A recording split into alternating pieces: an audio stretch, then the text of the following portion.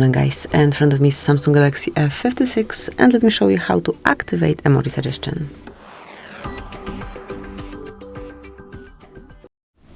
So at first, open the settings. Then from main settings list, select General Management, mark Samsung keyboard settings, and here you will notice Suggest Emojis. So just mark this indicator to turn it on, and it will be active. So once you open keypad over here, and let me just pick some contact, and once you will be entering, okay, so we cannot enter it here without SIM. Nope. So let's open, for example, Notes.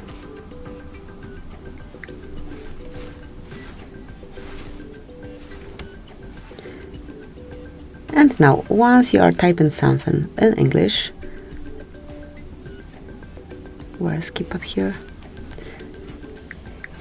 And enter, for example, sun, you will have this emoji suggestion over here.